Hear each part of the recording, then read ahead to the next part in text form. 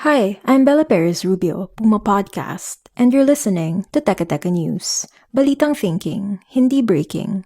In this episode, Second, maybe it's time we look into whether online platforms and streaming services should be reviewed. Pero, self-regulation. Alam naman natin napakalawak nun. the Movie and Television Review and Classification Board, or MTRCB, is asking for more powers to regulate streaming platforms. Why?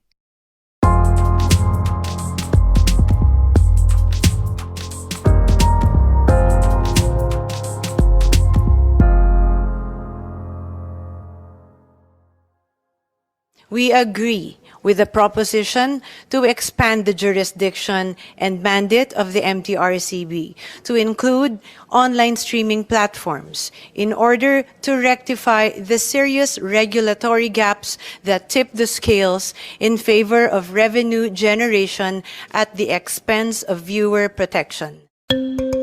That's MTRCB Chairperson and CEO Lala Soto. After years of lobbying from the board, senators recently filed bills seeking to broaden its mandate. The agency found an ally in actor-turned-senator and mass media panel chairman Robin Padilla, who presided over a hearing last week. Ang ating pong layunin sa araw na ito ay siguraduhin na mariin at epektibo ang ating patnubay sa mga manunood, lalo na sa ating mga kabataang nasa murang edad at bubut pa ang kamalayan. Mula sa mga palabas at audiovisual media sa anumang moda, forma at plataforma. Director Mark Maley, president of the Directors Guild of the Philippines, said screening everything is impossible. There are 500 hours of content, YouTube content being uploaded every minute. 500 hours. So, imposible. Kung sila wala pang technology, I doubt it will have the same technology para panoorin yung 500 hours of video every minute. But MTRCB Chief Lala Soto said that's not the point. Wala po kami sinasabing ganon. That is humanly impossible for us to do. What we want is a form of monitoring when we can just post-review sa pamamagitan ng pag-entertain ng mga concerns, ng mga complaints ng ating mga viewing public, ng ating mga legislators, because we take our complaints very seriously. The MTRCB has no jurisdiction over streaming platforms, but Soto says they have entered into agreements with some of them. So sa kasalukuyan po, gusto ko lang pong idagdag, Viva Max still performs their own self-regulation. We have also entered into an agreement with Netflix, and they have been very cooperative. Nagsusumiti po sila ng material bago pa po sila magkaroon ng premiere night. Ganun po ang respetong ibinibigay nila sa atin. But actor and Directors Guild Vice President Carlos Siguion-Reyna argued that the industry needs less regulation, not more. The film and TV industry should be treated the same way and be given the same freedoms and responsibilities given to all other media of expression, including the news media, the internet, literature, dance, theater, lahat ng ito, which are all enjoying self-regulation and self-appreciations of their own responsibilities through self-regulatory agencies in their industries. Senator Grace Poe, a former MTRCB chief, said the agency should at least have a way to raise its concerns with streaming platforms. I know that the capability of the MTRCB is limited, and I am with Carlitos here that we should encourage self-regulation and not prior restraint. Okay, so dapat talaga merong kalayaan na maglahat. On the other hand, if there are some immediate concerns, for example, that are not being addressed, I think that it's just courtesy for these streaming platforms to have a representative in a country where they are operating. Nandito sila nagsistream, malaking kinikita nila dito, wala man lang silang representative dito na direktang makakasagot. Hindi naman yata patas yon. Hindi naman natin sila isa-subject sa normal franchise o kung ano man ang... We'll pause here, but when we return, we hear from other filmmakers like Erik Matti.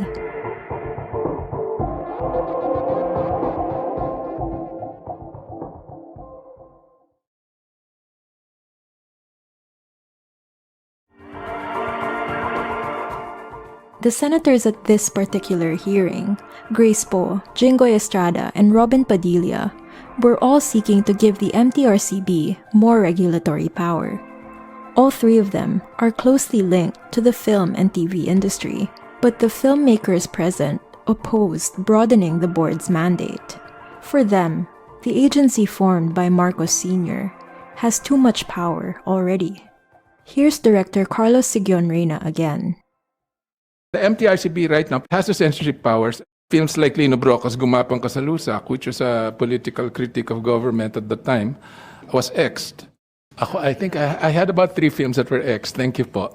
Tapos, Dahil po, Schindler's dahil sa- List was X'd. Dahil po sa Well, ang political? sabi nila obscenity, ang sabi nila ganon, but all those films were, I'm proud to say naman, were artistically validated and recognized in the international film festivals. He was referring to the MTRCB's ability to give films and shows an X rating. That means they're not suitable for public exhibition. Direct Carlos adds that film and TV have been singled out for decades. He argues that as a result, creators in this field don't enjoy the same rights to freedom of expression that others do. Film and television, right now, ang alam ko, are the only ones that are subject to this kind of state regulation before exhibition. And it's the only industry subject to prior restraint. At gusto ko lang sabihin, finally, na yung, if we're talking about Philippine values, I think one of our major values is freedom of expression, and it is in the Constitution, which it is in the Constitutional Bill of Rights, which postdates the 1985 law creating the MTRCB. If the intent is not to censor, Direct Carlos asked, why not do away with the board's ability to give an X rating altogether? Here's what MTRCB Chief Lala Soto said in response. You can call the MTRCB a classification board, a censorship board. What we're doing is serving the country the best way we can.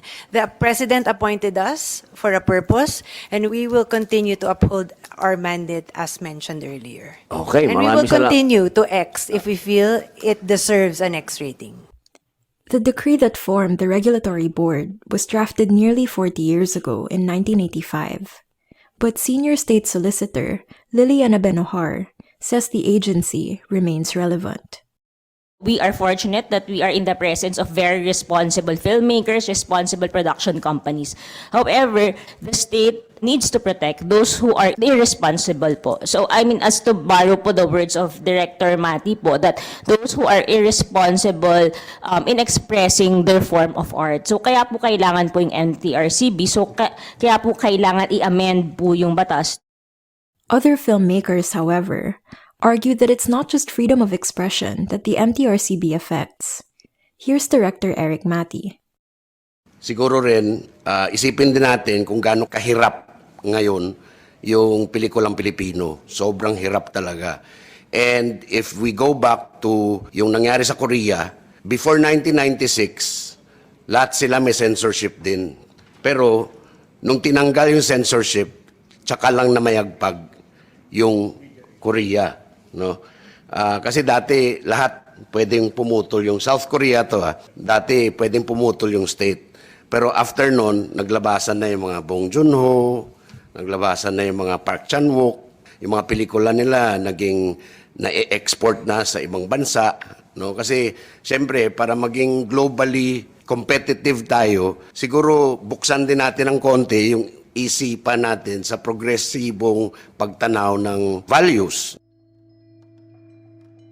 Earlier this month, Senator Padilla criticized the American film Plane for depicting residents of Holo Sulu as terrorists. He called on the MTRCB to ban the Gerard Butler film from screening in the Philippines. The board got in touch with the film's distributor and launched a re-examination of the movie. And then, last week, Gusto ko lang pong idagdag na while we were in the process, ang distributor po ng nasabing pelikula na The Plane ay nag-volunteer. They voluntarily pulled out the film already.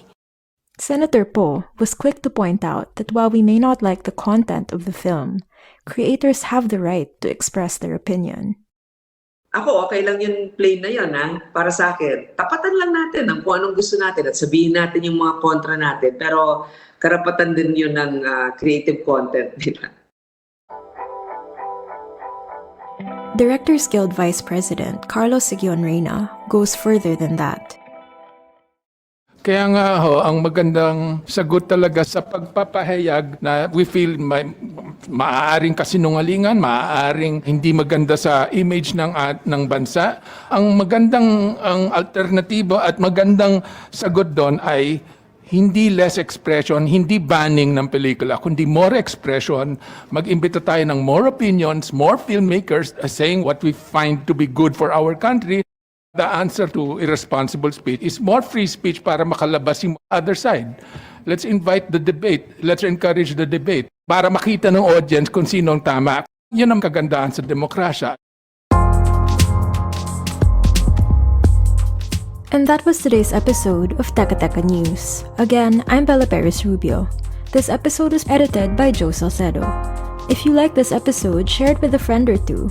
And don't forget to follow Teka Teka News and Puma Podcast wherever you get your podcasts. Thanks for listening.